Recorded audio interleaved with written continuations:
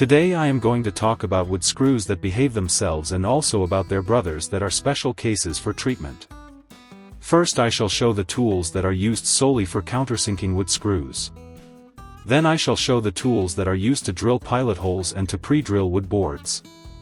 The last tools I shall show are those that can be used to pre-drill a pilot hole as well as to make a countersink. I shall also show some typical problems one might encounter when using wood screws. By the end of this video project I shall have provided you with sufficient information, including convincing examples of what to do and what to avoid doing, so that you do not struggle when using wood screws and so that you can approach all of the related aspects with full confidence. Let's get to it. Before we go any further, let's have a look of the various parts of a wood screw. As one can see, there are a few definitions we must remember from now on. Here are some of the tools one uses to countersink on wood. All of them are used with a power drill set. Just to offer an explanation, I would mention that one drills a hole and then it countersinks its top so as to create a recess for the head of the screw one uses. Here one can see a combined pre-drill and countersink tool, in which the length of the drill bit is adjustable.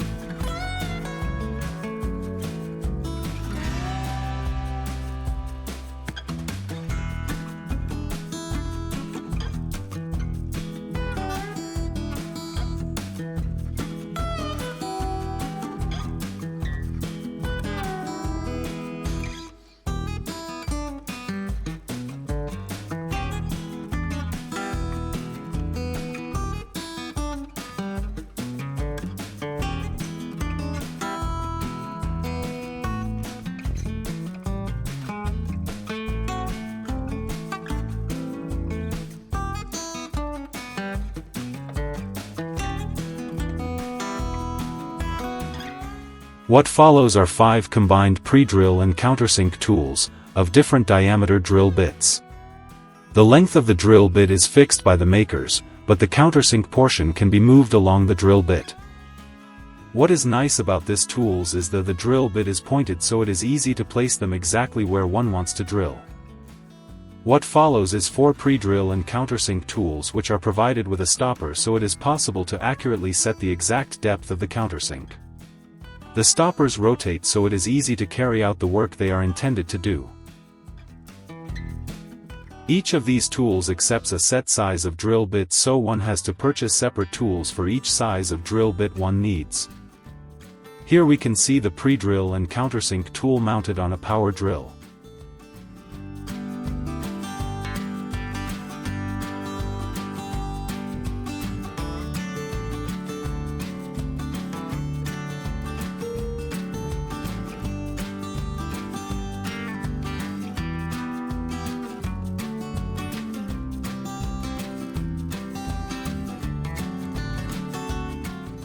Here we pre-drill and countersink the board very near its edge. We then drive a screw, and despite the proximity of the pre-drill to the edge we get a perfect fit with zero splitting of the board.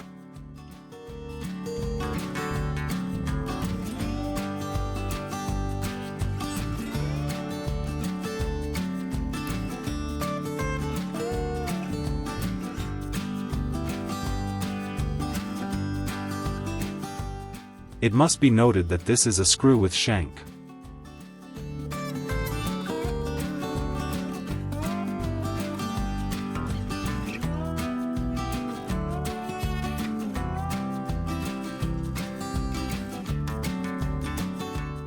Here we have connected 2 boards after pre-drilling only the top one. The screw we used has no shank. Yet the fit is perfect because of the pre-drill.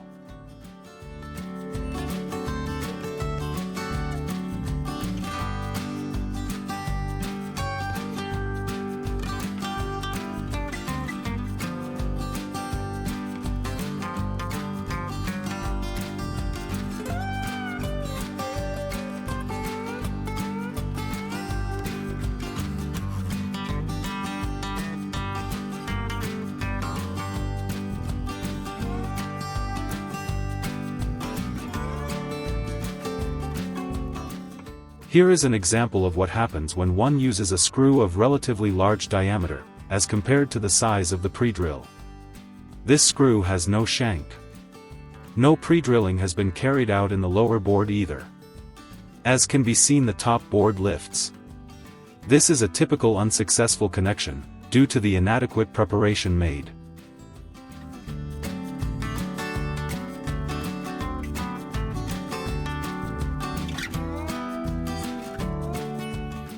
Here the pre-drill has been extended to the lower board. A thinner screw is used, but again it has no shank. As can be seen, the top board has connected with the bottom board very nicely. Obviously the pre-drilling is the solution.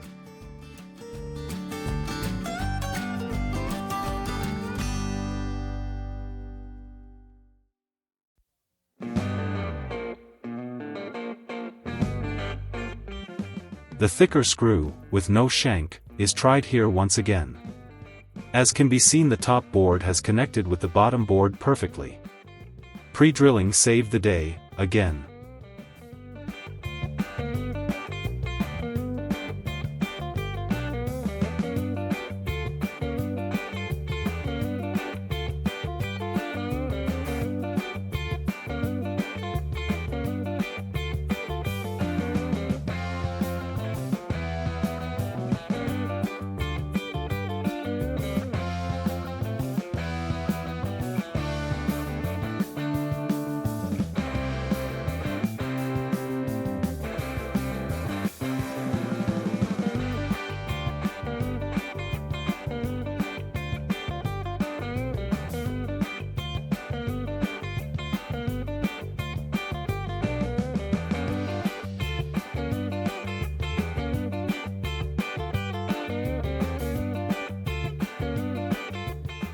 Here the pre-drill has been set to extend to the middle of the depth of the lower board.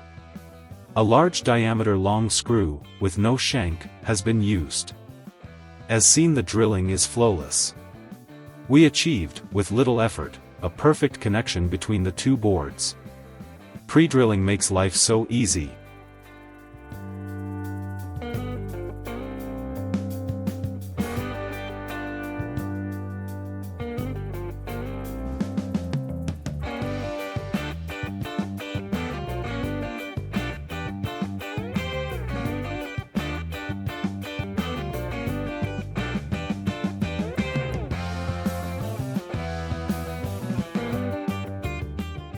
Here the pre-drill has been carried out using one of the pointed drill bits we saw earlier. A screw, with shank, has been used. As seen, the drilling is very smooth. A perfect connection between the two boards has, once again, been achieved thanks to pre-drilling.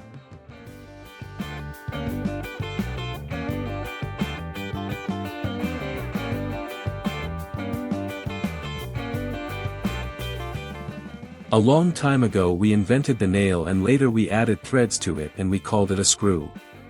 Since those days woodworking took over this planet and we use screws every day.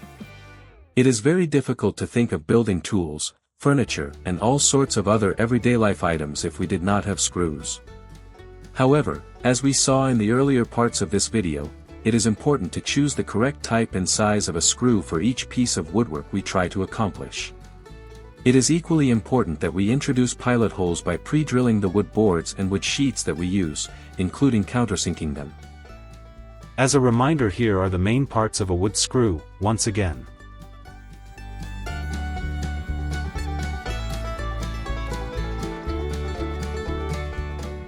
Now that we have seen the main parts of a screw, I would mention that the first consideration when looking to choose a screw is whether we are going to use it with hard woods or with soft woods. This is important because depending on the type of wood that we shall use, we shall have a different shank diameter and different sizes of tapered bit and straight bit. An explanation is needed here.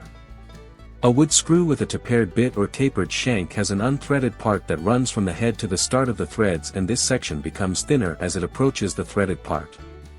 A wood screw with a straight bit or straight shank has a shank that maintains a consistent diameter along its unthreaded part. The size of the shank will also dictate the countersink size. Just as an example, a number 6 screw that is to be used with hardwood will have a tapered bit of 9/64 of an inch and a straight bit of 7/64 of an inch. The countersink for this screw will be 5/16 of an inch. Here I would add 2 appropriate remarks. Number 1, drill pilot holes to remove the wood material where the screw shank will go. This also prevents the wood from splitting and it allows for a joint that is tighter. Number 2, use wax or soap to lubricate a screw used with hard woods.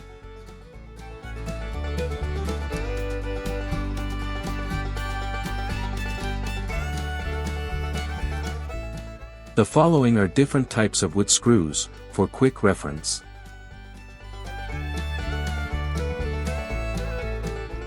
Golden rule. Do not use your countersinks with metals unless you know that they are made to handle steel and/or aluminum. If you do use them with metals, you might damage them beyond recovery. So, use them only with wood and plywood. Another golden rule. Always use a pilot hole. Always pre-drill. The last golden rule. If you want the head of your screw to carry extra weight, use a good size washer. The golden rule to live by.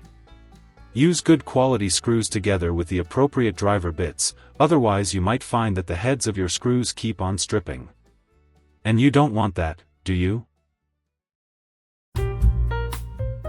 I put a lot into each project video to make sure it's not just inspiring but actually usable. Every tip, every tool choice, and every technique I show is something I've tested to get the cleanest, most accurate results possible.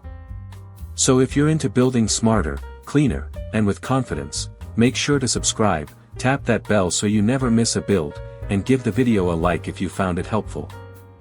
And I want to hear from you, seriously. Drop a comment below.